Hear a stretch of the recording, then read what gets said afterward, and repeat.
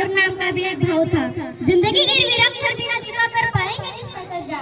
माँ बाप नहीं, अरे माँ बाप नहीं भगवान के बराबर है। गुरु का भी उत्कृष्ट दर्जा, गुरु का भी उत्कृष्ट दर्जा।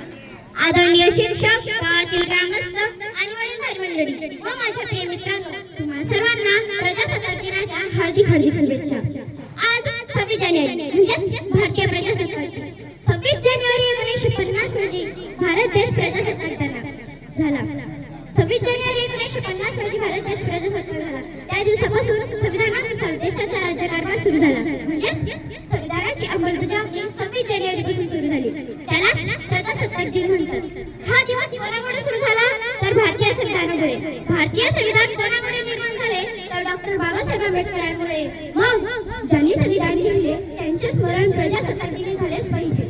ये हो हक ये कानून यूं ही नहीं मिले हमें, ये हो हक ये कानून यूं ही नहीं मिले हमें। इस आजादी के पीछे बहुत बड़ी कुर्बानी है। आओ अपने संविधान को हृदय में बसाए। गणतंत्र के संस्थापक को यही सच्ची सलामी है, यही सच्ची सलामी है। हाच तो दिवस आहे जेव्हा आपला देश जगातील सर्वात मोठा लोकशाही बनला। या महान लोकशाहीचा पाया असणारे विश्वरत्न बोधिसत्व डॉक्टर बाबासाहेब आंबेडकर संविधानाचे निर्माते यांना मी प्रथमतः प्रगती सावळे विनम्र आदर करते।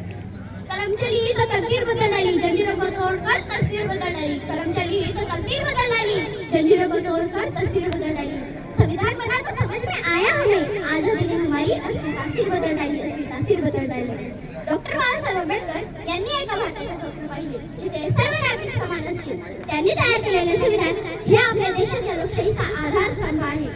डॉक्टर बाबासाहेब आंबेडकर म्हणतात संविधान कितीही चांगले असो जर ते राबवणारे प्रामाणिक नसतील तर ते वाईट ठरू शकते आणि संविधानाचे रक्षण करणे हे आपले कर्तव्य आहे। हम ना ऐसा समाज में जीते हैं जहाँ प्रत्येक दिन को लगते हैं छप्पन भोग और भूखे नंगे तड़प के सो जाते हैं लोग, और भूखे नंगे तड़प के सो जाते हैं लोग। मजदूर को मजदूर समझो, मजबूर नहीं। गरीब को काम दीजिए, दान नहीं। दान देने के लिए इतनी इच्छुक है तो जीते जी रखिए दान दीजिए, और मरने के बाद दान देकर किसी को जीवन दान दीजिए, किसी को जीवन दान।